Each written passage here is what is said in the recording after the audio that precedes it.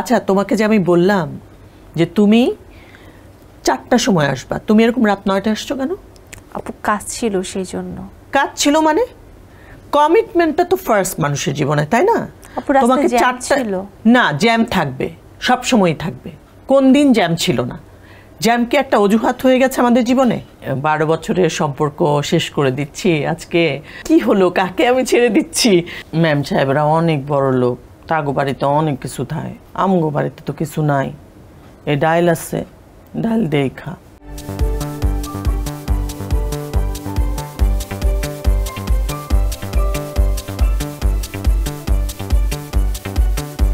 Welcome to তারাবেলা।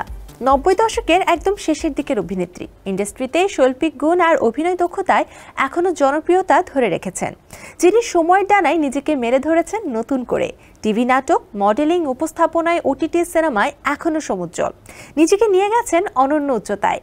আজ তারাবেলার স্টুডিওতে রয়েছেন গুণী অভিনেত্রী দীপা খন্দকার, সঙ্গে আছে আমি তমা রশিদ। আপনাকে স্বাগত জানাচ্ছি বিডি বাজেট বিউটি প্রেজেন্স তারাবেলার এই আয়োজনে। কেমন আছেন? আমি অনেক ভালো আছি, তোমাকে দেখে খুব ভালো লাগছে, খুব সুন্দর লাগছে তোমাকে। অনেক ধন্যবাদ। একজন বিউটি কুইন আমাকে এটা বলছে, শুনতে খুব ভালো লাগছে।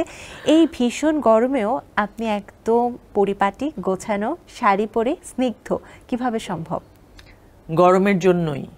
গরমের জন্য এরকম গেট আপ। কারণ হচ্ছে কটন শাড়ি আমাদের দেশের ঐতিহ্য, আর গরমে তো সবচেয়ে আরামদায়ক হচ্ছে কটন শাড়ি।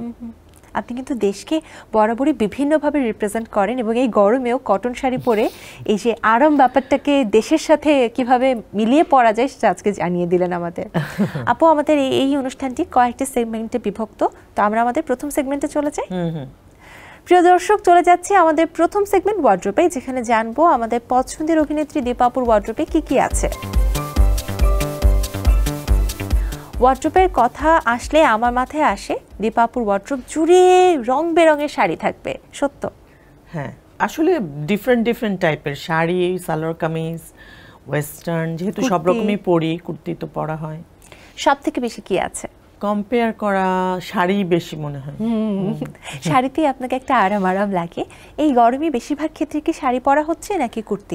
না, আসলে ডিপেন্ড করে হচ্ছে কি ধরনের, কোথায় যাচ্ছি সেটার উপরে। খুব ক্যাজুয়ালি কোথাও গেলে তো কুর্তি আমার জন্য বেস্ট আমার মনে হয়। বাজারে বা নর্মালি কোথাও বের হওয়া, চট করে বেরিয়ে চলে যাওয়া, সেক্ষেত্রে কুর্তি।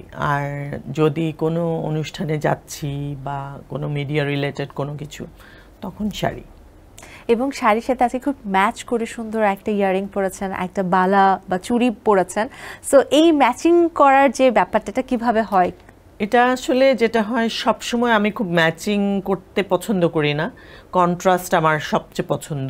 ঘড়িতে সেটা বোঝা যাচ্ছে আবার। হ্যাঁ, নর্মালি কন্ট্রাস্টে যেতেই আমার ভালো লাগে। তো আজকে চোখের সামনেই চট করে দুটো জিনিস পেয়ে গেলাম, তো মনে হলো যে ওকে, এটা যেতে পারে আর কি। ওয়ার্ড্রোবের কথা যেহেতু উঠছে, তো আমাদের ক্লোজেটে আরও অনেক কিছু থাকে, যার মধ্যে হচ্ছে পারফিউমের ক্ষেত্রে কোন ধরনের ফ্রেগরেন্সটা বেশি পছন্দ? আমার কাছে লাইট ফ্রেগরেন্স আমি পছন্দ করি, তবে একটু ভালো ব্র্যান্ড হলে ভালো। অনেকে যেমন আছে না যে পারফিউমের প্রতি ফ্যাসিনেশন জমায়, অনেক অনেক অনেক অনেক পারফিউম, আমার আবার সেটা না। আমার হচ্ছে খুব অল্প বাট সিলেক্টিভ। ওকে, আমি এটা ভালো। Selective perfume. পছন্দের ব্র্যান্ড কি পারফিউমে? ওরকম ফিক্সড কিছু না, বাট ভালো একটা ব্র্যান্ড সব সময় ট্রাই করি, ভালো একটা ব্র্যান্ড ইউজ করার। আর পোশাকের ক্ষেত্রে কোনো পছন্দের ব্র্যান্ড? আরাম, এটাই সবচেয়ে পছন্দের ব্র্যান্ড। পছন্দ হচ্ছে আরামটা আগে। আপু, শপিং এর ক্ষেত্রে কোথা থেকে বেশি করা হয়, দেশে না দেশের বাইরে? দেশে বেশি করা হয়, আর দেশের বাইরে বলতে কলকাতা, আর কখনো ওয়েস্টার্নের জন্য ব্যাংকক। আর দেশের ভিতরে কোথায় কোথায় বেশি যান? ফিক্স নাই, ওই যে আমি বললাম আমার আরাম এবং পছন্দ। আমার যদি কোনো কিছু পছন্দ হয়ে যায়, সেটা ফুটপাতে হলেও আমি নিয়ে নিই, কোনো সমস্যা নেই। হ্যাঁ, সবচেয়ে ফেভারিট নিউ মার্কেট। ও মাই গড, সমস্যা হয় না? কারণ আপনাকে চেনে না এরকম মানুষ খুব কম আছে। চিনলে অসুবিধা কি? অনেকের কাছেই শুনি যে বোরখা পরে মার্কেটে যায় বা বাজারে যায়। আমি আসলে এর কোনো যৌক্তিকতা খুঁজে পাই না। মানুষ যদি আমাকে চেনে, আমরা তো আসলে কাজটা করি চেনানোর জন্য, তাই না? মিডিয়াতে যারা কাজ করে তাদের কিন্তু সব সবচেয়ে বড় ডিজায়ারটাই হচ্ছে মানুষ আমাকে চিনবে। সেই মানে মানুষ যখন চিনে সেই মানুষগুলোকে তখন আমরা কেন অ্যাভয়েড করতে চাই, বা চিনলে সেটাতে আমরা মানে সেটাকে চাই না কেন যে মানুষ চিনে ফেলবে, সো আমাকে ঠেকে যেতে হবে। ওয়াই? মানে আমার কাছে মনে হয় মানুষ চিনবে, চিনলে কথা বলবে বা ছবি তুলতে চাইবে, তো কি হলো, কোনো অসুবিধা নাই তো। সকল প্রজন্মের মানুষই আপনাকে চেনে, তো এমন কখনো হয়েছে পাবলিক গ্যাদারিংয়ে গিয়েছেন, তারা চিনেছে এবং এমন কোনো সিচুয়েশন যেটা একদম মনে থেকে গেছে এখন পর্যন্ত? অনেক সময়ই হয়েছে এরকম, অনেক সময়ই হয় যে পাবলিক গ্যাদারিংয়ে দেখা যায় অনেক সময় একটু বেশি বাড়াবাড়ি হয়ে যায়, যে ছুটতেই পারছি না। লাইক ফ্যামিলি নিয়ে কোথাও আছি, হয়তো একটা মুভি দেখতে গেছি, লাইক যমুনা বা বসুন্ধরায় যদি সিনেমা দেখতে যাই, হয়তো উপরে উঠবো, নিচে হয়তো ছবি তোলার জন্য পাগল হয়ে যাচ্ছে, এদিকে আমার টাইম শেষ হয়ে যাচ্ছে, মুভির টাইম চলে আসছে, মানে ওখান থেকে ছাড়া পাওয়া মুশকিল হয়ে যায়। আবার অনেক সময় দেখা যায় যে খুব মানে স্যাড একটা পরিবেশে কেউ মারা গেছে, সেখানে অনেকে ছবি তুলতে চায়, তখন খুবই এম্বারেসিং হয়ে যায় বিষয়টা।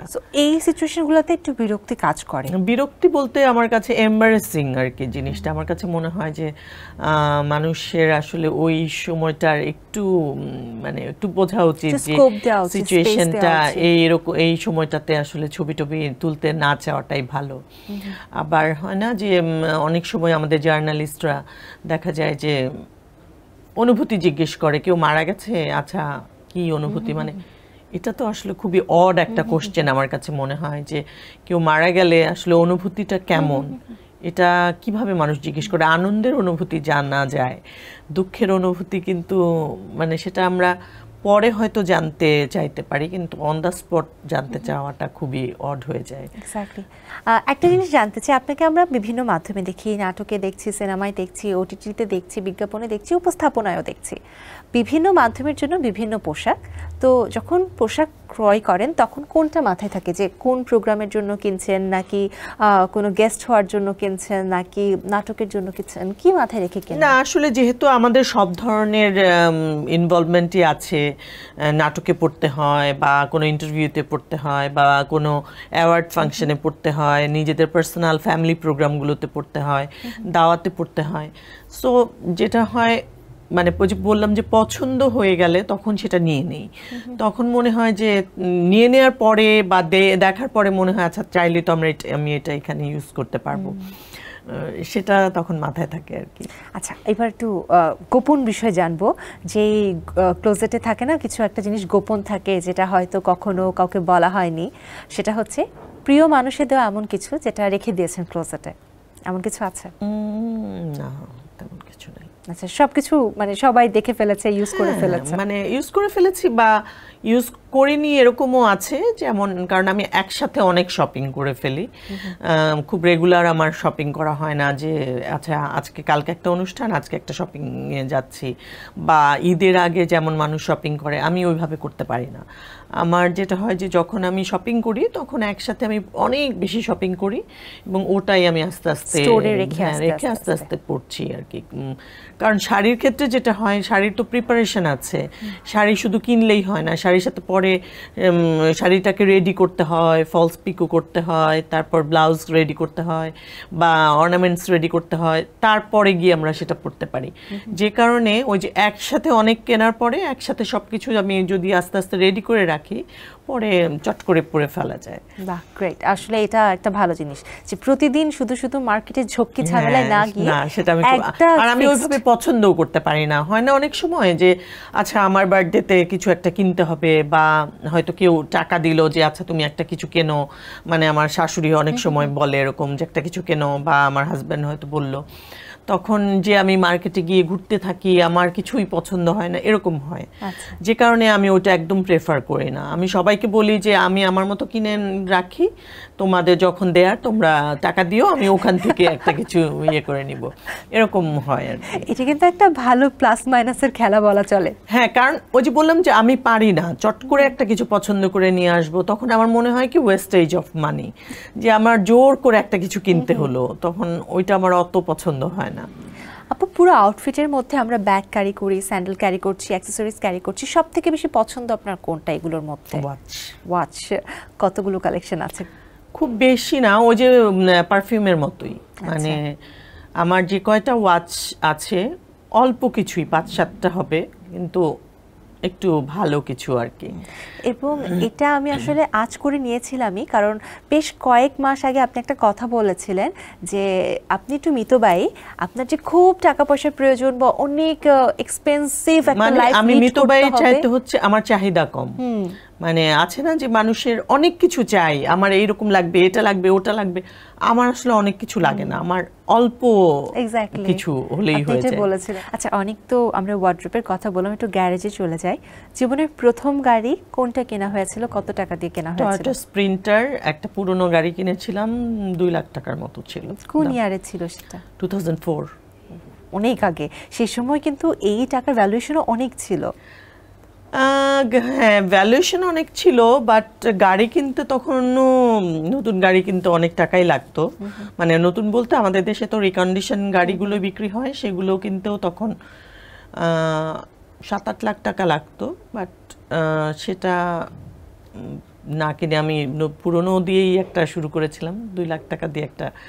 বাট আমার আলহামদুলিল্লাহ যে আমার গাড়ির কপাল খুবই ভালো, ভাগ্য ভালো আর কি। আমি প্রথম যে গাড়িটা ইউজ করেছি টয়োটা স্প্রিন্টার, আমাকে খুব ভালো সার্ভিস দিয়েছে।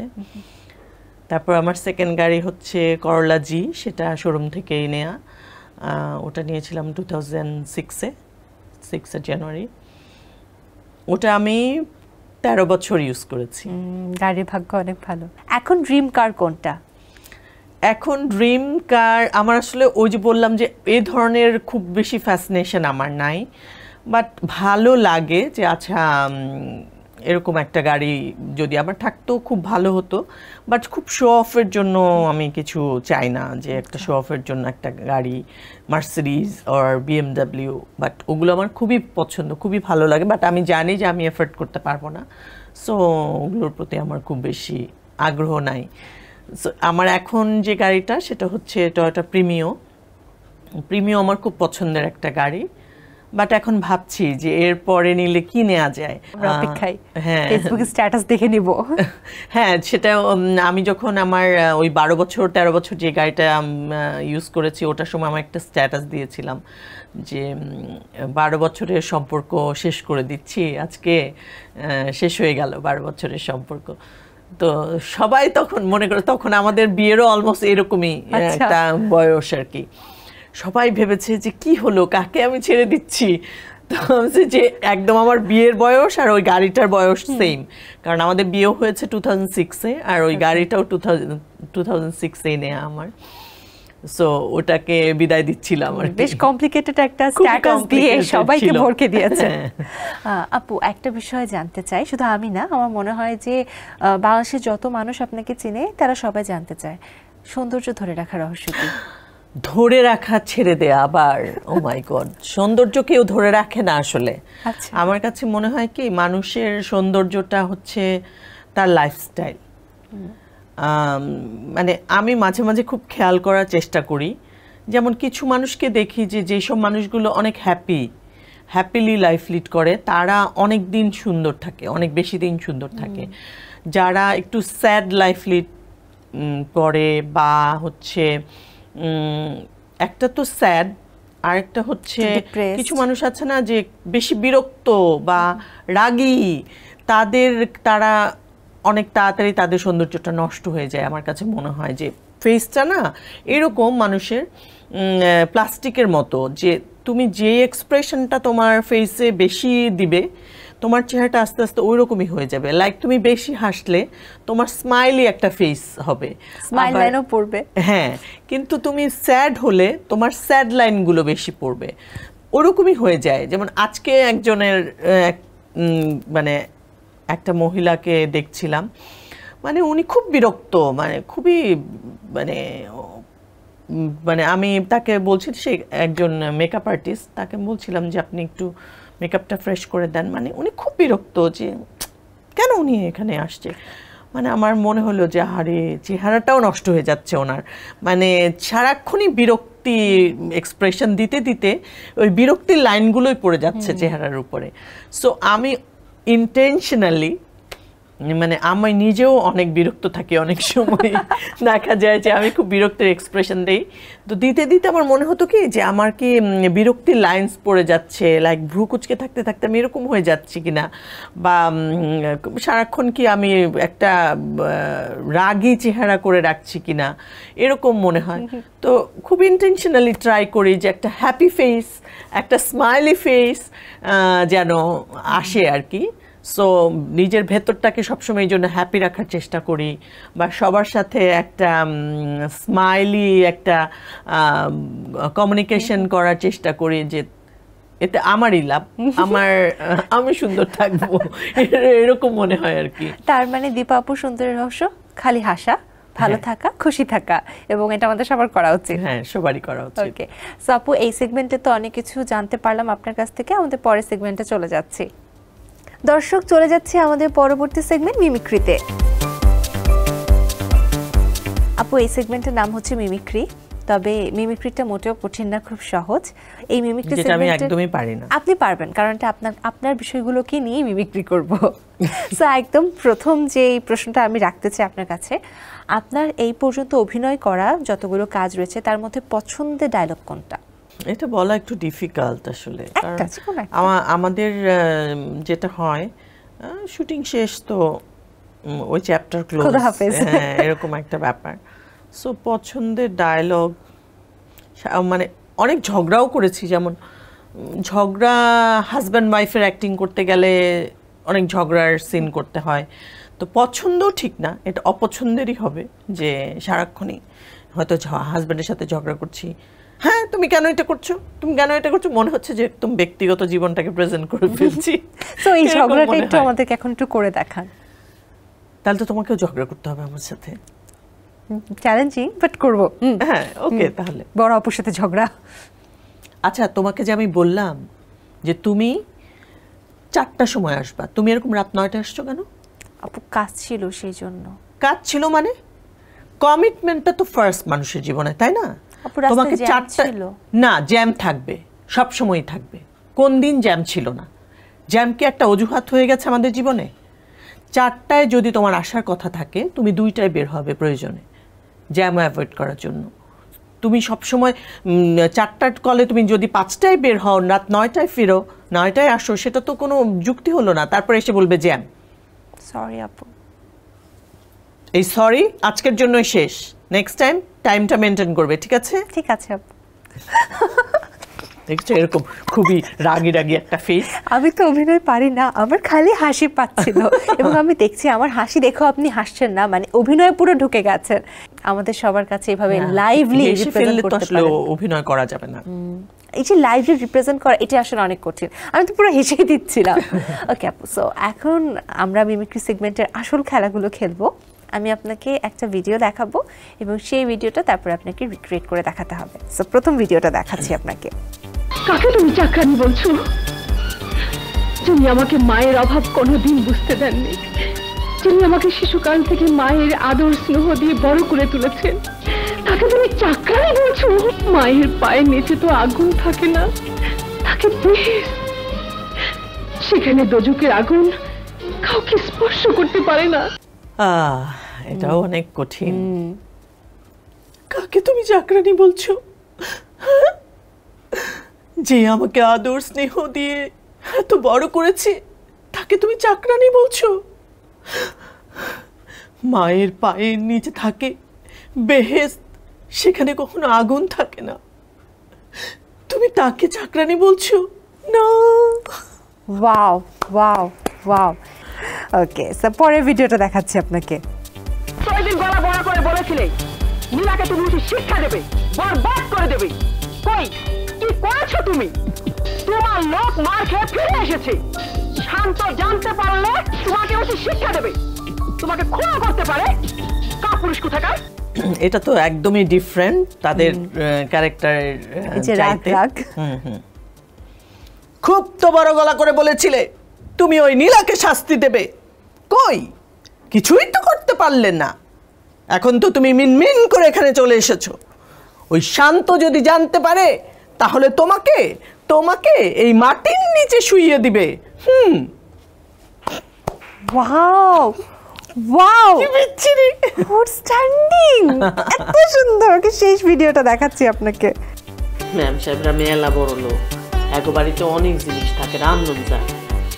আমাকে ঘরে তো কিছু নাই, কি রান্ধো? আজকে ডালটা ছিল, ডাল দিয়ে খা।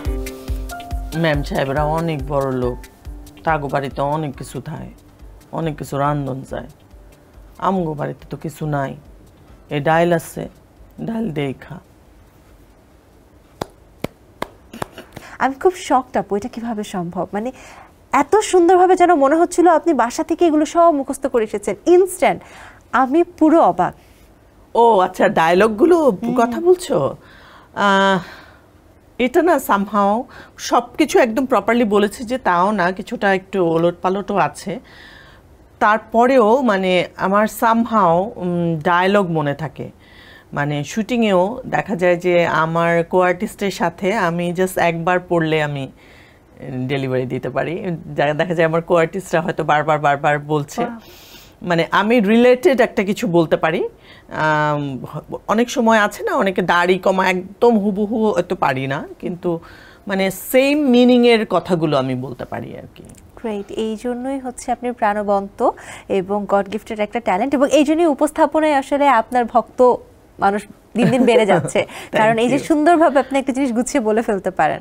সো এইবারের প্রশ্নটা হচ্ছে আপনার বাবা মাকে নিয়ে। ছোটবেলায় নিশ্চয়ই বাবা মা বকতো, মার খেয়েছেন কখনো? অনেক। আমাদের সময় তো ওই যে এখন মাঝে মাঝে ফেসবুকে আসে না যে আমরা ছোটবেলায় কি কি কারণে মার খেতাম, এটা এখনকার ছেলেমেয়েরা জানেই না। ওইটা হচ্ছে আমাদের লাইফ অ্যাকচুয়ালি। কি কি কারণে মার খেয়েছেন? ওই যে আছে না, যে কয়টা আছে 18-20টা, যে মার খাওয়ার পর কানলে আবার মার খেতাম, ওই রকম। তারপরে হচ্ছে অন্য কেউ মারলো বা কোথাও গিয়ে ব্যথা পেয়ে এলাম, সেটার জন্য আবার মার খেতাম। বিষয়টা এই টাইপের আর কি আমাদের ছিল। আর আমার মা তো মানে মোটামুটি আমরা দুই বোন গল্প করি যে হাতে যা থাকতো সেটা দিয়েই মারতো। হয়তো চুল বাচ্ছে, হয়তো নড়ছি চড়ছি, দিল ওই চিরুনি দিয়ে একটা বাড়ি, এরকম আর কি। বা রান্না করছে, ডাল ঘুটনি দিয়ে দিল একটা মার, মানে এরকম প্রচুর মার খেয়েছি। সো যখন আপনার মা মারতো বা আপনার বাবা বকতো, কি বলে রাখতো বা বকতো, ওই ডায়লগগুলো মনে আছে? আমার বাবা কখনো বকতো না, কারণ হচ্ছে আমার বাবা তো অনেক, আমি যখন খুব ছোট 7-8 বছর, তখন আমার বাবা নাই আর কি তখন থেকে। সো বাবার বকা কখনোই খাইনি, এবং আমি তার খুবই আদরের মেয়ে ছিলাম। বরঞ্চ আম্মা যখন আমাদেরকে বকা দিত বা মারতো, আমার আব্বা আমাদেরকে কোলে নিয়ে বসে থাকতো, এরকম ছিল। আর আমার আম্মার মেইন মানে প্রথম গালিটাই, বকাটাই ছিল হচ্ছে জীবনে তোকে দিয়ে কিছু হবে না, জীবনে তুই কিছু করতে পারবি না, জীবনে কিছু হবে না, ও পড়তে না বসলে জানি তো ফেল করবি, মানে এরকম আর কি। মানে সব কিছু নেগেটিভ, মানে জীবনেও আমাকে দিয়ে কিছু হবে না, বা আমি কিছুই করতে পারবো না, আমি পরীক্ষায় পাশও করতে পারবো না কোনোদিন, এরকম গালিগুলাই বেশি ছিল আর কি। সো এগুলো তো এখন নিশ্চয়ই মিস করেন? মিস করি মানে হচ্ছে এখন দিলেও নিশ্চয়ই ভাল লাগতো না, তবে মনে হয় যে এখন মনে হয় যে ওকে এটা হতেই পারে, এরকম বলেছে আর কি, মজাই ছিল। আচ্ছা, কি মিমিক্রি সেগমেন্টে কিন্তু অনেক মজায় মজায় চলে গেল, এবং আপনি বলেছিলেন আপনাকে দিয়ে হবে না, কিন্তু আপনাকে দিয়ে সব থেকে বেশি হয়েছে। যদি মার্কিং করার কোনো ক্ষমতা আমার হাতে থাকতো, আমি আপনাকে 100তে 120 দিতাম। না, ওইটা তো আমার মনে হচ্ছে যে আমি তো আমার মতো করে করেছি আসলে, যে যদি আমাকে এরকম একটা ক্যারেক্টার দিত বা এরকম ডায়লগ দিত, আমি কিভাবে বলতাম, বা আমাকে যদি রেফারেন্স দিত যে এরকম বলতে হবে, আমি ওই রকম করেছি। বাট ওনারা তো লাজবাব, ওনাদের মতোই করেছে। একটা প্রশ্ন থেকে গেছে আমার মাথায়, সেটা হচ্ছে এই যে আপনি বললেন যে আপনার মা ছোটবেলায় অনেক বকাবকি করতো, তো সেই রিফ্লেকশনটা কি এখন আপনার সন্তানের দিকে দেন যে কিছুই হচ্ছে না, হবে না, কিছু হবে না? এটা আমি কখনোই বলি না। আমি বকাঝকা করি অনেক, কিন্তু নেগেটিভ কথা আমি বলি না কখনোই। সবসময় আমার মাথা কাজ করে যে চাইল্ড সাইকোলজিটা কি হচ্ছে, মানে কখনো ওকে হার্ট করব না আমি। আমার কাছে এরকম মনে হয় যে একদম ও যেন হার্ট না হয় আমার এই শব্দটা শুনে, অথবা ও অবাক না হয়ে যায় যে আমার মায়ের মুখ দিয়ে এরকম একটা শব্দ বের হলো, এটা যেন ওর কখনো না হয়। যে কারণে আমি কখনো গালিগালাজ করি না, আমি কোনো সময় আমার মুখ দিয়ে কোনো ব্যাড ওয়ার্ড আমার বাচ্চারা কখনো শুনে নাই, আমি কখনো কোনো ব্যাড ওয়ার্ড ইউজ করি না, আমার অভ্যাস নাই এটা। আর এমন কোনো শব্দ, এমন কোনো কথা যেটা ওকে ভেতর থেকে ও হার্ট হবে, ওটা আমি কখনো করি না। Great mother. তাহলে বকেন কিভাবে, মানে কি বলেন তখন যখন রাগ উঠে? রাগ উঠে যেটা হচ্ছে ডিসিপ্লিন নিয়ে নর্মালি বকাটা খায় ওরা আসলে। আচ্ছা। যে হ্যাঁ এখন তোমার গোসল করার কথা, কেন তুমি গোসল করছো না, যাও গোসল করতে যাও, একটা থাপ্পড় মারবো এখন যদি গোসলে না যাও, এই টাইপ আর কি। বাট তোমাকে দিয়ে কিচ্ছু হবে না, কেন তুমি এরকম করছো, এটা এসব আমি কখনো বলি না। এবং আমার বাচ্চারা কখনো লাইক কোনো সাবজেক্টের রেজাল্ট খারাপ করেছে এই জন্য কোনোদিন বকা খায় না। ওরা বেসিক্যালি বকা খায় হয় কথা শুনেনি, অথবা হচ্ছে হয় না যে এই বিহেভিয়ারটা আমার পছন্দ হয় নাই, অথবা ডিসিপ্লিন, এই টাইমে যাওয়ার কথা ছিল, এই টাইমে যেতে পারে নাই, অনেক লুথামি করছে, এই তখন আমার ভালো লাগে না। শাসন ঠিকই করছেন, বকা ঠিকই দিচ্ছেন, তবে ওই ব্যাড ওয়ার্ড বা ওই ধরনের নেগেটিভিটি না, জাস্ট এই থাপ্পড় দিব একটু ভয় জাগানো, যে না মা মারবে, লাঠি টানতো, এই ডালঘুটি টানতো, এই টাইপ আর কি, মা মারবে, সে ভয়টা রেখে। আমার মনে হয় এটা আসলে নতুন প্যারেন্টসদের শেখা উচিত যে কিভাবে তাদের বাচ্চাদেরকে এভাবে মানুষ করলে। না, আমার কাছে মনে হয় কি এটা আসলে আমাদের বাচ্চাদের ইফেক্টটা ওদের ভেতরে হওয়ার চাইতেও এখানেও ওই যে স্মাইলের মতো এখানে কিন্তু নিজেরও একটা লাভের একটা ব্যাপার আছে, যে আমি আমার বাচ্চাদের সামনে কুৎসিত হতে চাই না। আমার কাছে মনে হয় যে ওর ভেতরে আমার ইমেজটা একটা কুৎসিত ইমেজ আমি দিতে চাই না, যে আমার একটা কুৎসিত ফেস, আমি গালিগালাজ করছি, আমি বাজে শব্দ ইউজ করছি, বা আমি বাজে বাজে কথা বলছি ওকে, যেন ও চোখ বন্ধ করলে এই আমিকে কোনো দিন খুঁজে না পায়। যে কারণে আমি চাই না যে আমার বাচ্চার মেমোরিতে কোনো দিন এরকম একটা ফেস থাকুক। খুব সুন্দর আপু, এই সেগমেন্টে অনেক কিছু জানতে পারলাম আপনার কাছ থেকে এবং অনেক শিক্ষণীয় বিষয়ও জানতে পেরেছি। আমাদের পরবর্তী সেগমেন্টে চলে যাচ্ছি। প্রিয় দর্শক, চলে যাচ্ছি আমাদের পরবর্তী সেগমেন্ট কিউরিয়াস টু নোতে, যেখানে এমন অনেক কিছু জানবো যেগুলো আমরা জানতে চাই। আপু, একটা সময় বিটিভিতে কাজ করা হতো, সে সময়গুলো কি মিস করেন? এখনো করি বিটিভিতে কাজ, তবে হ্যাঁ সময়টাকে মিস করি, যে তখনকার মানুষগুলো অনেক জনপ্রিয় ছিলেন তখন। আমি জনপ্রিয় ছিলাম, বা তখন যে সমস্ত ডিরেক্টর প্রডিউসার ছিল বা কোয়ার্টিস্ট ছিল যারা এখন নাই আমাদের সাথে, তাদেরকে তো মিস করি, এবং তাদের সঙ্গ, তাদের কাজ, ওই জিনিসগুলো মিস করি। আপু, প্রত্যেক শিল্পীরই একটা স্ট্রাগলিং পার্ট থাকে, একটা জীবনের গল্প থাকে, একটা সংগ্রাম থাকে, আপনারও নিশ্চয়ই রয়েছে। একদমই নাই। একদমই নেই, কিচ্ছু নেই? কারণ আমার যেটা ক্যারিয়ারে যেটা হয়েছে সেটা হচ্ছে সবাই অনেক স্ট্রাগল করে ওপরে ওঠে বা পরিচিত হওয়ার জন্য অনেক স্ট্রাগল করে। আমার ক্ষেত্রে হয়েছে কি, আমি যখন শুটিংটা করি প্রথম কাজের, লাইক আমি 99 এর মার্চ মাসে ফার্স্ট শুটিং করেছিলাম নাটকের জন্য, সেটা জুনে অন এয়ার হয়। অন এয়ার হওয়ার পরে দেখা গেছে যে আমার ফার্স্ট নাটক অন এয়ারের পরে আফজাল হোসেন, ইমদাদুল হক মিলন, জাহিদ হাসান, তৌকির আহমেদ, এরা এত অ্যাপ্রিসিয়েট করেছে। এবং তখন দেখা যেত সব তৌকির ভাই, জাহিদ ভাই, হাকিম ভাই, মাহফুজ ভাই, এরা তখন রেগুলার কাজ করে, এবং ওনারা সবাই খুব মানে রেকমেন্ড করতো আমাকে নেওয়ার জন্য প্রথম কাজটা দেখার পর থেকে। আমি সেকেন্ড কাজই করেছি, আমার কোয়ার্টিস্ট ছিলেন হাকিম ভাই, থার্ড কাজে আমার কোয়ার্টিস্ট ছিলেন জাহিদ ভাই, মানে এরকম আর কি। তো তারপরে তৌকির ভাই, টনি ডায়েস, এরা প্রত্যেক একজনের পর একজন, আমি এদের সাথে কাজ করেছি। সো আমার আসলে কোনো স্ট্রাগল করতে হয়নি, মানে আমি বুঝে ওঠার আগেই অনেক কিছু পেয়ে গেছি, ভাগ্যবতী। মানে এক্ষেত্রে তো বলাই যায়। নাটক সিনেমায় কাজের মান কি এখন মানে ভালো হয়েছে বা বেড়েছে, কি মনে হয়? একতরফা বলা যাবে না যে কাজের মান ভালো হয়েছে বা খারাপ হয়েছে, বিষয়টা এরকম না। অনেক ভালো ভালো কাজ হচ্ছে, আবার পাশাপাশি কিছু মানে খেলো কাজও হচ্ছে।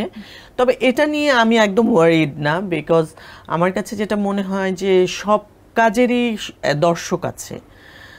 কিছু মানুষ সিরিয়াস নাটক দেখতে পছন্দ করে, আবার কিছু মানুষ হয়তো কমেডি দেখতে পছন্দ করে, কিছু মানুষ হয়তো হয় না উল্টাপাল্টা ডায়ালগ এগুলো দেখতে পছন্দ করে।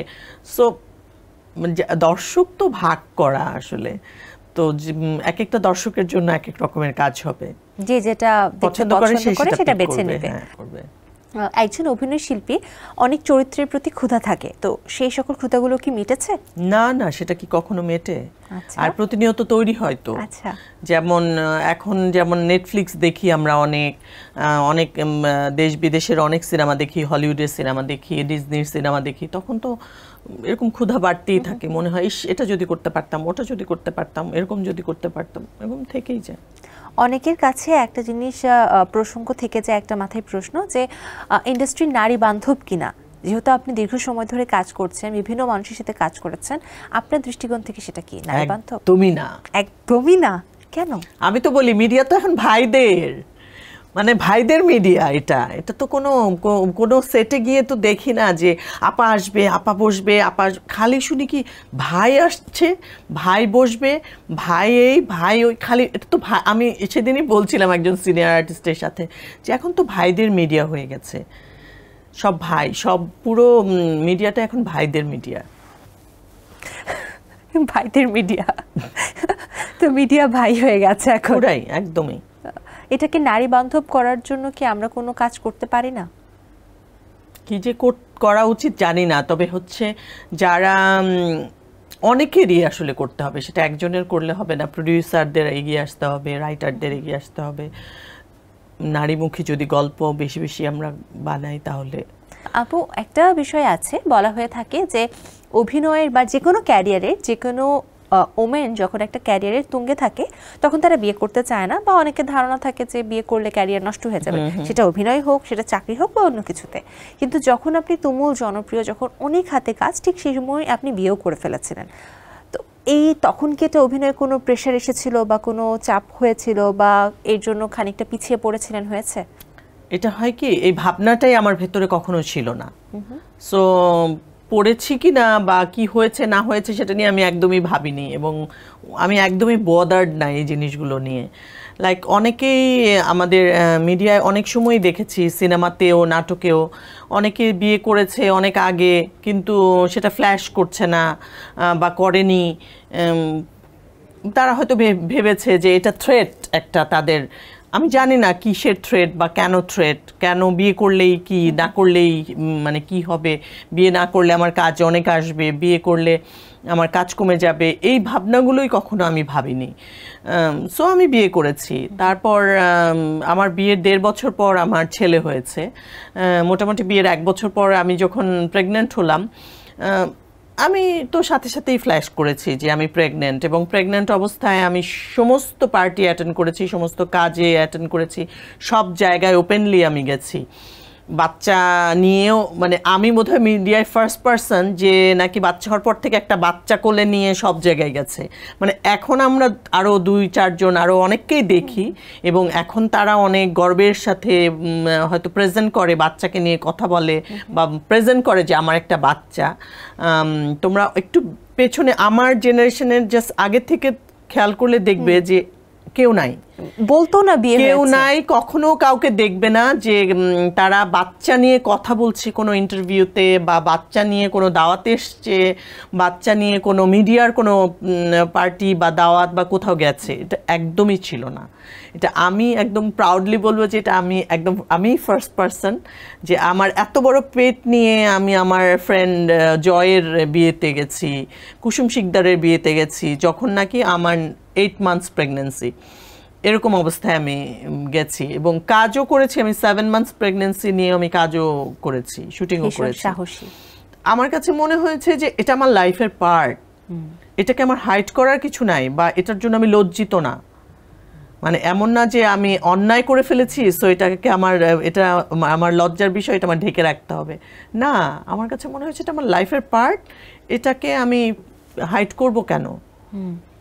সো এই যে আপনি বলছিলেন মিডিয়াটা ভাইদের হয়ে গেছে, এটা কিন্তু আমরাও দায়ী যে আমরা এগুলোকে হাইড করার চেষ্টা করেছি, মনে হয়েছে বিয়ে করলে মিডিয়াটা হারিয়ে যাবে। তো তখন ভাইরা ওই জায়গাগুলোতে বুঝে গেছে যে এটা আমাদের স্ট্রং পয়েন্ট। কিন্তু এই ভাই বলতে আসলে কোন ধরনের ভাইদের বোঝাচ্ছেন? কোন ধরনের ভাইদের বোঝাচ্ছি মানে হচ্ছে বললাম যে একটু আগে যেটা তুমি বলছিলে যে নারী বান্ধব কিনা, মানে তুমি বুঝাচ্ছিলে যে কোন ভাই, পলিটিক্যাল ভাই বা এটা সিনিয়র ভাই? সব ভাই মানে সিনিয়র জুনিয়র ভাই আর কি। তুমি যেটা বলছিলে যে নারী বান্ধব বলতে কি বোঝাচ্ছ, যে নায়িকা প্রধান না নায়ক প্রধান মানে কিনা, নায়িকা প্রধান কিনা? তো সেখানে আমি নায়ককেই বুঝাচ্ছি আসলে। কিন্তু বিয়ের পর সংসার জীবনে কি কোনো প্রভাব পড়েছে? কাজের পাশাপাশি যে সংসার করার একটা দায়িত্ব থাকে, যে সংসারে কিছু কাজ করতে হবে, রান্না করতে হবে, এটা একটা আশা থেকেই যায়, সবকিছু ব্যালেন্স করে করতে পারতেন তখন? আমি তো সবই করি। তখন যেটা হতো, তখন আমি জয়েন্ট ফ্যামিলিতে ছিলাম, আমার শাশুড়িদের সাথে আমি থাকতাম, 8 বছর ওখানেই ছিলাম। আমার ছেলের বয়স যখন প্রায় 7, তখন আমরা আমাদের নিজেদের বাসায় এসেছি। তো তখন আসলে খুব বেশি রান্না টান্না যে আমাকে করতে হতো এরকম না, আমাকে ওইভাবে কিছুই করতে হতো না। আমি জাস্ট খুবই টুকটাক কাজ করা যেটাকে বলে ওইটুকুই করতাম, তেমন কিছু আমাকে করতে হতো না। কিন্তু বাচ্চার সব কিছু তো করতে হতো, এবং সেটা আমি খুব প্রাউডলি করতাম এবং এনজয় করে করতাম। আমার ভালো লাগতো ওই কাজগুলো করতে। বাহ, আপনার সন্তানদের গানের প্রতি একটা আগ্রহ রয়েছে, তো সেটা আপনি কিভাবে দেখেন? মানে এটার প্রতি আপনি পুরোপুরি খুশি? হ্যাঁ, কালচারাল সেক্টরের মানুষ আমরা, সো আমাদের বাচ্চারা যদি কালচারাল সেক্টরে থাকে, সেটা তো খুশি না হওয়ার কোনো কারণই থাকতে পারে না। এবং আমি তো ইন্টেনশনালি আমরা চাই যে আমার বাচ্চারা নাচ গান এগুলো করুক, যার যেটা ভালো লাগে বা যে যেটাতে ভালো করে সেটা তারা করবে, এটাই তো আমরা চাইবো।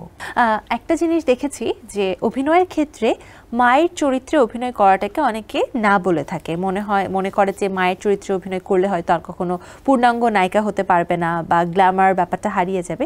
সেক্ষেত্রে আপনাকে ভিন্ন দেখেছি, অনেক জায়গায় দেখেছি আপনি মায়ের চরিত্রে অভিনয় করছেন, এবং আমাদের কাছে মনে হয় দীপা আপু মাঝে মধ্যে দীপা আম্মু।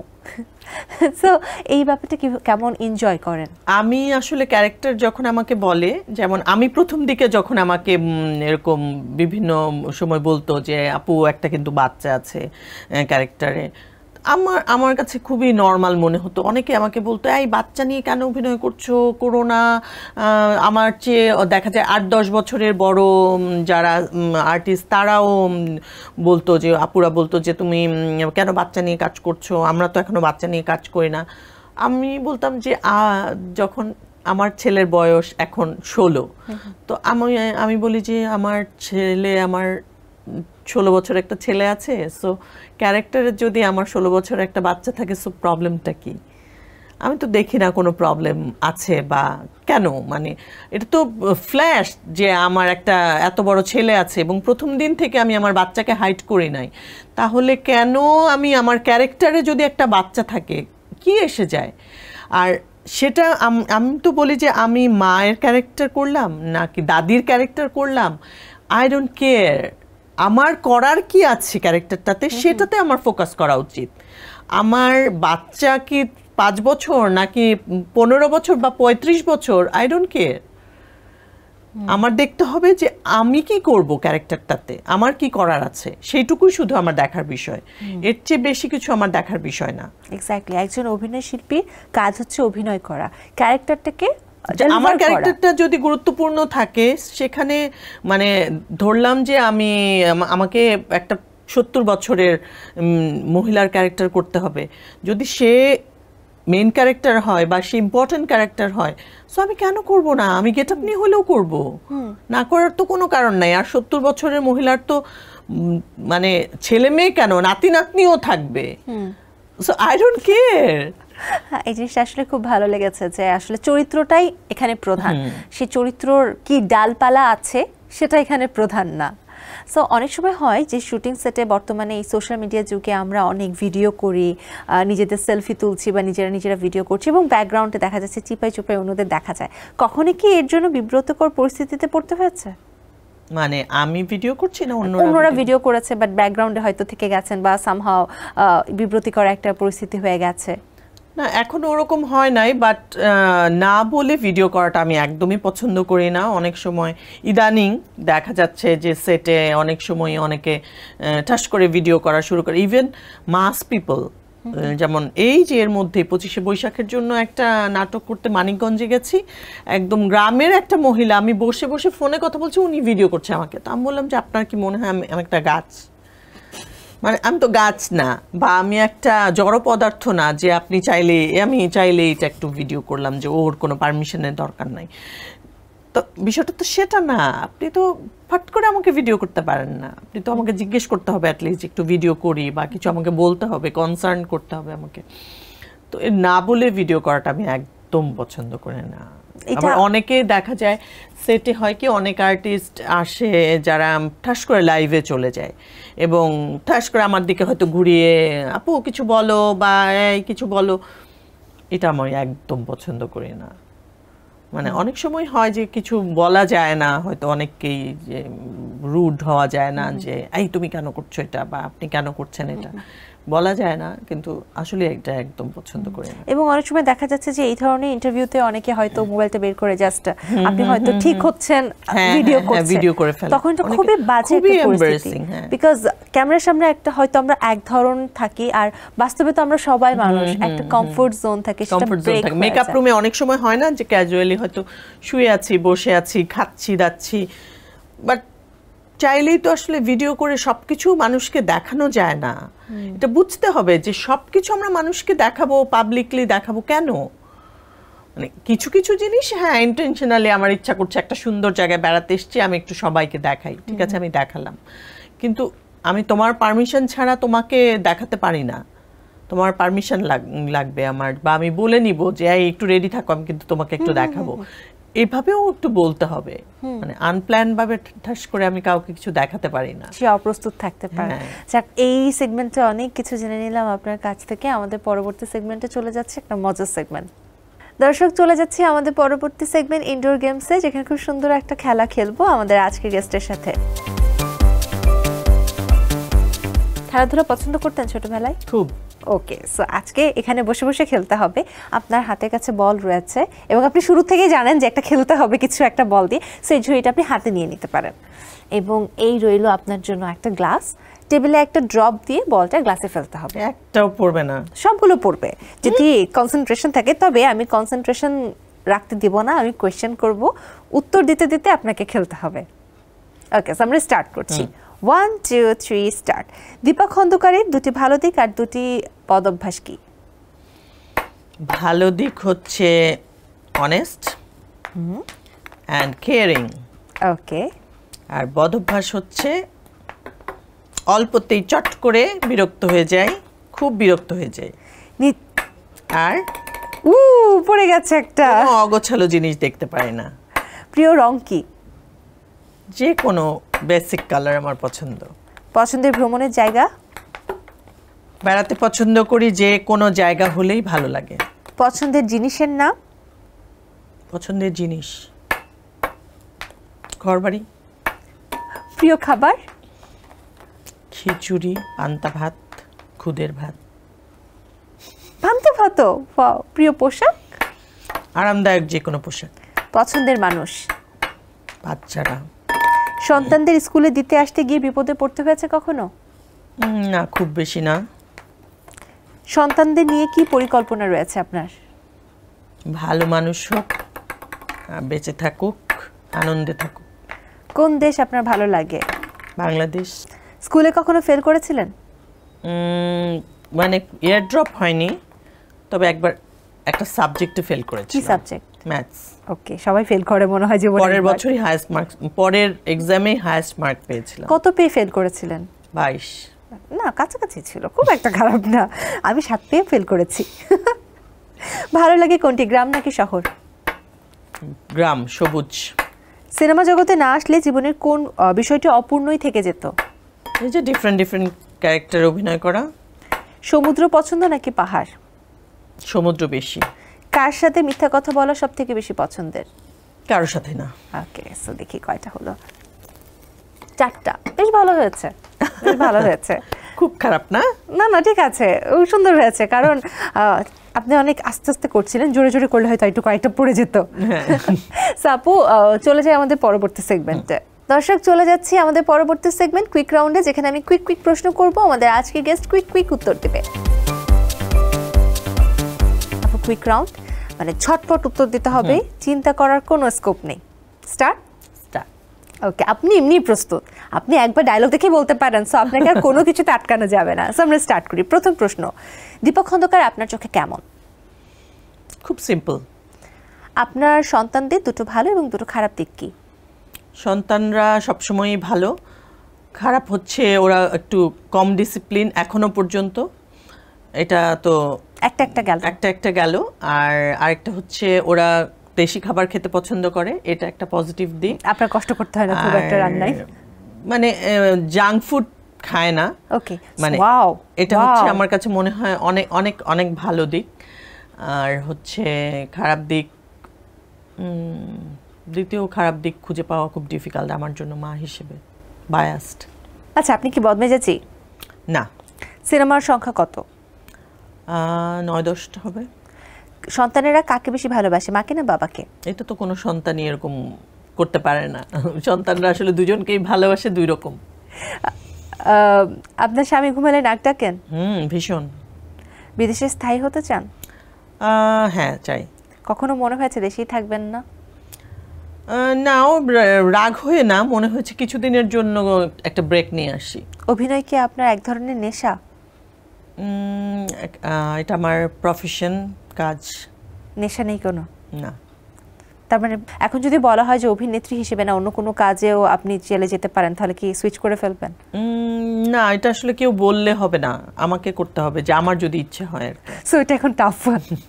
কোন সঙ্গীত শিল্পীর সঙ্গীত আপনার পছন্দের? অনেকেরই। বাংলাদেশে তো বাপ্পা মজুমদার। একটা নাম বলেন। একটা নাম বলা ডিফিকাল্ট। ওকে, সো অনেকজনের নাম চলে আসছে। হ্যাঁ, কারণ একজনের গান আমি শুধু শুনছি এরকম না তো বিষয়টা। ইন্ডাস্ট্রিতে আপনার তিনজন ভালো বন্ধুর নাম কি? তানমিন সুইটি, তাহমিনা সুলতানা মৌ, ফারজানা চুমকি। ওকে, এখন হচ্ছে আপনাকে আমি দুটো করে নাম বলবো, একটা সিলেক্ট করতে হবে। এটা মনে হয় একটু চ্যালেঞ্জিং হয়ে যাবে। ওকে, ফার্স্ট কোয়েশ্চেন, তারিন নাকি সুইটি? সুইটি। ঈশিতা নাকি শ্রাবন্তী? শ্রাবন্তী। বিপাশা হায়াত নাকি অপি করিম? অপি করিম। আফসানা মিমি নাকি বিজরি বরকতুল্লাহ? বিজরি বরকতুল্লাহ। মীর সাব্বির নাকি শাহরিয়া নাজিম জয়? ওফ, এইখানে খুব ঝামেলা, দুজনই। একটা নিতে হবে। না, এখানে সম্ভবই না একজনকে নেয়া, একটা নিতে হবে। 50% জয়, 50% সাব্বির। না, ডিপ্লোম্যাটিক না, কারণ দুজনই আমার বন্ধু, ওদের দুজনকে নিতে হবে আমার। আচ্ছা, পরের প্রশ্ন হচ্ছে মাহফুজ আহমেদ নাকি জায়েদ হাসান? মাহফুজ আহমেদ। বিন্দু নাকি অর্ষা? অর্ষা। লিটু আনাম নাকি টনি ডয়েস? লিটু। তৌকির আহমেদ। এবার আমি একটা করে নাম বলবো, আপনাকে নাম শুনলে আসলে তার নামে কি আসে মাথায় সেটা বলতে হবে। প্রথম হচ্ছে তৌকির আহমেদ। যার সাথে কথা বলতে ভালো লাগে। রুনা খান। রুনা খান ভালো অভিনেত্রী। বাঁধন। স্ট্রাগলার। শাহেদ আলী সুজন। হাজব্যান্ড। আর কিছু মাথায় আসে না। ওকে, জয়া হাসান। জয়া হাসান খুব ভালো অভিনেত্রী। মোশাররফ করিম। মেধাবী অভিনেতা। শাবানা। শুনলে ওই যে কান্নাটা মাথায় আসছে। শাবনূর। সুন্দরী। পূর্ণিমা। আরো সুন্দরী। চঞ্চল চৌধুরী। পরিশ্রমী অভিনেতা আমার কাছে। শাকিব খান। সুপারস্টার। অনন্ত জলিল। ভাইরাল। তাহলে পরবর্তীটা কি হবে? জায়েদ খান। ভাইরাল হওয়ার চেষ্টা। ওকে, রিয়াজ। ভদ্রলোক। ফেরদৌস। আমাদের এখন আমার এরিয়ার এমপি। গ্রেট, আমরা এই সেগমেন্টে অনেক কিছু জানতে পেরেছি আপনার কাছ থেকে। সো আপু, এখন চলে যাচ্ছি আমাদের পরবর্তী সেগমেন্ট, যেটা খুবই মজার। দর্শকদের আগে জানিয়ে আসি। প্রিয় দর্শক, চলে যাচ্ছি আমাদের পরবর্তী সেগমেন্ট আর্টসে, যেখানে খুব সুন্দর একটা ছবি আমাদের আজকের গেস্ট আমাদেরকে এঁকে দেখাবে। আঁকতে ভালোবাসেন? একদম না। ছোটবেলায় তো ভালোবাসতেন। একটুও না, ওই যে 2 লিখে হাঁস আঁকা ছাড়া এর বেশি আঁকিনি কিছুই। শাপলা ফুল এঁকেছি। ও শাপলা ফুল তো অনেক প্যাচ, ওটা পেয়েছেন মানে? না না, গোলাপ ফুলে প্যাচ, শাপলা ফুলে কোনো প্যাচ নেই। এভাবে ও হ্যাঁ, ইজি। সো আজকে আসলে হাঁস আঁকতে দিব না, আরো একটা সহজ দিব, সেটা হচ্ছে এইটা আপনি এঁকেছেন স্কুলে, এটা আঁকতে হতোই। ঘর আঁকতে হতো, বাট মানে এই ঘরটা পারবো না মনে হয়। দেখা যাক। আপনি আপনার মতো একটা ঘর এঁকেন, এই রইলো আপনার বোর্ড, একদম ম্যাচ হয়ে গেছে আপনার শাড়ির সাথেও। সো অনেকগুলো কালারিং পেন্সিল রয়েছে, আঁকতে থাকবেন, সময় পাবেন মাত্র 5 মিনিট, এবং আঁকা শেষে আপনি একটা সুন্দর অটোগ্রাফও দিয়ে দিবেন অবশ্যই আমাদেরকে। তবে সমস্যাটা সেখানে না, সমস্যাটা হচ্ছে আঁকতে আঁকতে প্রশ্নের উত্তর দিতে হবে। ওকে ওকে, স্টার্ট। ওকে, ডান। জীবনে কি হতে চেয়েছিলেন? কিছুই হতে চাইনি। আমার কাছে মনে হতো যে মা একটা চায় বা বোন একরকম হতে চায়, আমার মনে হতো যে আমিও মনে হয় ওগুলা চাই, এরকম একটা বিষয় কাজ করতো। জীবনে কতগুলো প্রেম এসেছিল? এসেছে তো বারবার, প্রেম তো একবার না, আসলে গানটা তো ভুল, প্রেম আসে বারবার। প্রেমের চিঠি পেয়েছিলেন কতগুলো? হিসাব নাই, অনেক। একটা দুটো মনে আছে? হ্যাঁ হ্যাঁ, প্রচুর। এটা একটু বলেন কি ছিল, একটা বলেন কি লেখা ছিল? প্রেমের চিঠিতে কি লেখা থাকে? হ্যাঁ, আমরা জানতে চাই আপনার প্রেমের চিঠিতে কি লেখা থাকতে, তো আমরা জানি না। প্রেমের চিঠি তো যেরকম লেখা থাকে, তুমি কি করছো, তোমাকে ছাড়া ভাল লাগে না, ঘুম আসে না, এসব আর কি। কোনো কবিতা ছিল না? আমাদের সময় কবিতার চাইতে বেশি হচ্ছে কার্ড দেয়া নেয়ার ব্যাপার ছিল। ওকে, সো কার্ডে তো কবিতা লেখা থাকতো নাকি? হ্যাঁ, বিভিন্ন কিছু লেখা থাকতো। কোনোটা মাথায় আছে? না, ওরকম কিছু মাথায় নাই খুব বেশি। ওকে, সন্তানদের সঙ্গে নিজের কোন মুহূর্তটি সেরা মনে করেন? টিভি দেখা। টিভিতে কি দেখেন, কার্টুন? না, যে মানে যদি ছেলের সাথে বসি ওর পছন্দের কিছু দেখি, আর মেয়ের সাথে বসলে তার পছন্দের একটা মুভি দেখি, মানে এইজ অনুযায়ী, ওদের এইজ অনুযায়ী দেখা হয় তখন। আপনার সাহস কি বেশি না কম? ডিপেন্ড করে কোন সিচুয়েশন। এখন কিরকম সাহস? অনেক বেশি? এই যে ড্রয়িং করছেন, না, এটাতে আমি বোকা বোকা সাহস আর কি। বোকা বোকা সাহস। প্রথম সিনেমায় অভিনয় কত সালে ছিল, পারিশ্রমিক কত পেয়েছিলেন? প্রথম সিনেমা বলতে আসলে একটা মোটিভেশনাল সিনেমাতে অভিনয় করেছিলাম আমি, সেটা হচ্ছে 2004-এ, মিষ্টি কথা নামে, আবু সাইদের। তো ওইটা একটা মোটিভেশনাল ফিল্ম ছিল, পেমেন্ট 1 লাখের মতো মনে হয় পেয়েছিলাম। ওকে, জীবনের প্রথম প্রেম কোন সালে, কোন ক্লাসে, নাম কি ছিল? ও মা, নাম বলে কি মানুষকে মার খাওয়াবো নাকি? আচ্ছা, কোন ক্লাসে এবং কত সালে? প্রথম প্রেম ইন্টারমিডিয়েটের দিকে আর কি, ইন্টারমিডিয়েটের মাঝামাঝি। ওকে, কি সাল ছিল তখন? 96। ওকে, শপিং কোথায় বেশি করেন, বিদেশে না দেশে? বিদেশ দেশ মিলিয়ে, কলকাতা আর বাংলাদেশ। নিজেকে সফল মনে হয় কি? হ্যাঁ, মনে হয়। জীবনে কোনো অপ্রাপ্তি রয়েছে? না, একদমই না। স্কুল পালিয়ে বন্ধুকে নিয়ে সিনেমা দেখা হয়েছে কখনো? না, সিনেমা দেখা হয়নি, তবে এদিক ওদিক বেড়াতে গেছি। কোনো নায়ক আপনার সাথে প্রেম করতে চেয়েছে কিন্তু আপনি পাত্তা দেননি, এমন হয়েছে কখনো? হ্যাঁ, হয়েছে। তার নাম তো জীবনেও বলবেন না, বলা ঠিক হবে না। নিজেকে কি সেলিব্রিটি মনে হয়েছে কখনো? না, খুব বেশি না। বাবা মায়ের কোন কথাটি মনে পড়লে চোখের কোণায় পানি আসে? যে বাবা মা অনেক ভালোবাসে। কোন সিনেমা দৃশ্য ধারণের সময় চোখের জল ধরে রাখতে পারেননি, এমন কখনো হয়েছে? হ্যাঁ, অনেক হয়েছে এরকম, যে কখনো দেখা গেছে যে বাচ্চাকে নিয়ে হয়তো বাচ্চার কোনো খারাপ কিছু হচ্ছে, বাচ্চার অসুস্থ বা বাচ্চাকে কিডন্যাপ হয়ে গেছে, হারিয়ে গেছে, এই টাইপের, তখন আমি রিলেট করে ফেলি নিজের সাথে বেশি, ভাল লাগে না তখন আর। সিনেমায় কাস্ট করে পরে বাদ দিয়ে দেওয়া হয়েছে, এমন কখনো হয়েছে? হয়েছে 1-2 বার। জীবনে এমন কোনো ভুল করেছেন যেটা সুযোগ পেলে শুধরে নিতে চান? অনেক কিছু মনে হয় যে আরেকটু বেশি লেখাপড়া করা দরকার ছিল, তাহলে আরও নিজেকে আরও অন্য জায়গায় মানে মিডিয়ার পাশাপাশি হয়তো আরও অনেক কিছু করতে পারতাম, এরকম মনে হয়। জীবনে কোন দিকটিকে ভুলতে চান কিন্তু ভুলতে পারেননি? আমার জীবন থেকে আমার বাপ ভাই চলে যাওয়া। নাটকের প্রথম দিনের অভিজ্ঞতা কেমন ছিল? ভালো ছিল। নিজেকে নেগেটিভ রোলে কেমন লাগে? চ্যালেঞ্জিং। মাকে দেওয়া কোন কথাটি রাখতে পারেননি? ডাক্তার হই মা চেয়েছিল, সেটা করা হয়নি। কিন্তু এখন অভিনয়ের সুবাদে কিন্তু প্রতিনিয়ত ডাক্তার চাইলেই বনে যেতে পারে। হ্যাঁ, কিন্তু তারপরেও শেষ আমার ছবি আঁকা। শেষ? ওয়াও, খুবই ফাস্ট। খুবই একটা বোকা বোকা ছবি এঁকেছি আর কি, কপি। দর্শক, বেশ সুন্দর একটা ছবি। তবে এই ছবিতে আসলে অনেকগুলো ফাঁকা জায়গা, এগুলো দর্শকেরা অনুমান করে নেবে। যেটা হচ্ছে নীলচে, যারা কালার ব্লাইন্ড তাদের জন্য এই কালারটা আপু রেখেছে যেন সবাই এটা দেখতে পারে।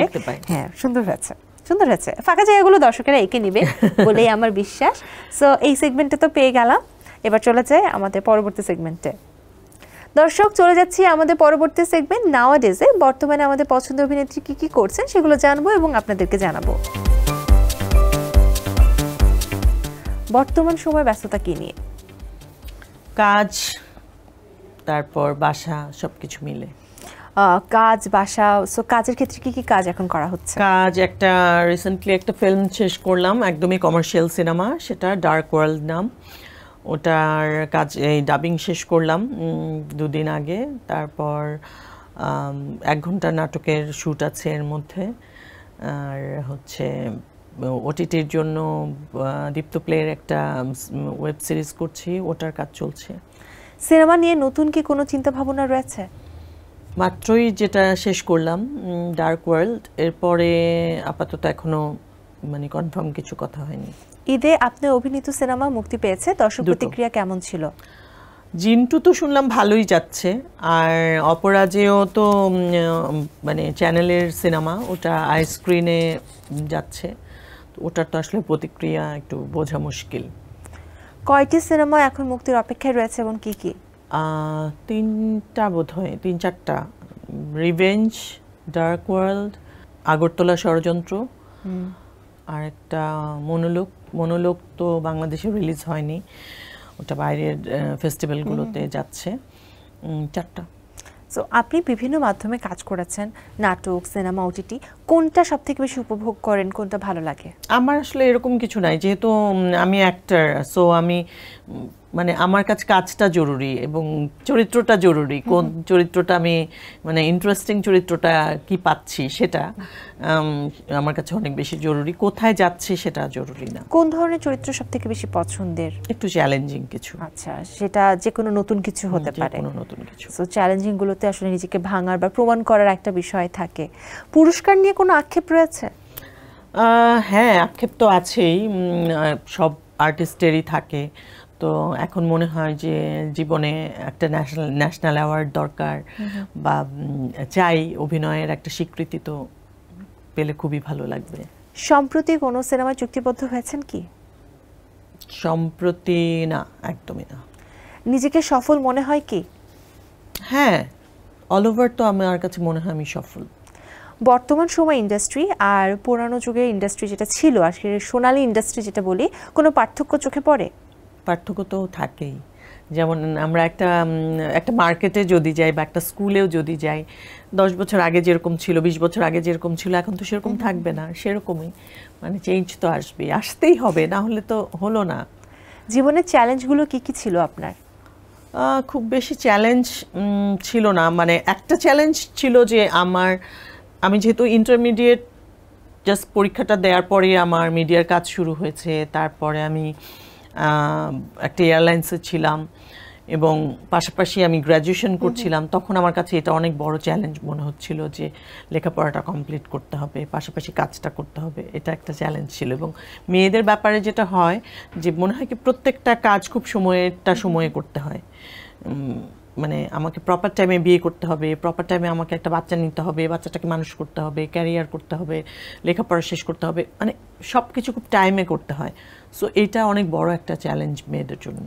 এয়ারলাইন্সে কাজ করার জন্য কি অভিনয়ের ক্ষেত্রে এমন হয়েছে যে একটু সাহায্য হচ্ছে, একটু বুঝতে পারছেন, একটা পূর্ব অভিজ্ঞতা রয়েছে? না, উল্টো হয়েছে। মনে হয়েছে যে দুটো নিয়ে আমি একদম মানে গলায় ফাঁসের মতো আর কি, মানে কোনটা মানে দৌড়ের উপরে আসলে দুই জায়গাতেই অনেক বেশি সময় দিতে হয়। বিশ্বাস উঠে গেছে। ফ্যানদের কাছ থেকে পাওয়া সবথেকে বড় কমপ্লিমেন্ট কি? ফ্যানদের কাছে, ফ্যানরা আমাকে অনেক পছন্দ করে, মানে অনেকেই বলে যে গালিগালাজ করে নাকি তাদেরকে মানুষ ফেসবুকে বা কমেন্টসে। আপনি দেখবেন যে আমার ইন্টারভিউ বা আমার কোনো পোস্টে খুব রেয়ারলি মানুষ আমাকে বাজে কথা বলে, সবাই খুব ভালো ভালো কথা বলে। এটা আমার কাছে অনেক বড় কমপ্লিমেন্ট। সবাই আপনাকে অনেক ভালোবাসে। সো যারা দর্শকেরা এখন রয়েছেন, আপনার ফ্যান যারা রয়েছেন, তারা অপেক্ষা করছেন আপনার কাছ থেকে শোনার জন্য কিছু একটা। সো কিছু যদি বলার থাকে। আমি আমার ফ্যান বা আমার দর্শকদেরকে বলবো যে যারা আমাকে পছন্দ করেন, আপনাদেরকেও আমি অনেক অনেক পছন্দ করি, অনেক ভালোবাসি। আপনাদের জন্যই আজকে আমি এখানে বসে আছি এবং আমি 25 বছর ধরে কাজ করে যাচ্ছি শুধুমাত্র আপনাদের জন্য। আপনারা আমার সাথে থাকবেন, ভালোবাসবেন এবং ভালো ভালো কমেন্টস যেরকম করেন সেরকম করবেন। যারা দু একজন যারা বাজে কথা বলার চেষ্টা করে, তারাও যেন আপনাদের কমেন্টস দেখে লজ্জা পেয়ে যায়। খুব সুন্দর। তারাবেলার এই আয়োজনটি কেমন লাগলো আপনার? চমৎকার লেগেছে, অনেক আড্ডা দিলাম, অনেক কথা হলো, দর্শকদেরকে অনেক অনেক কিছু শেয়ার করলাম, গেম খেললাম, খুব ভালো লাগলো। অসংখ্য ধন্যবাদ আপু, যে আসলে আপনি আজ এসেছেন এবং খুব সুন্দর একটা সময় কাটিয়েছি। তোমাকে অনেক ধন্যবাদ। তবে আপনার জন্য একটা গিফট রয়েছে বিডি বাজেট বিউটির পক্ষ থেকে।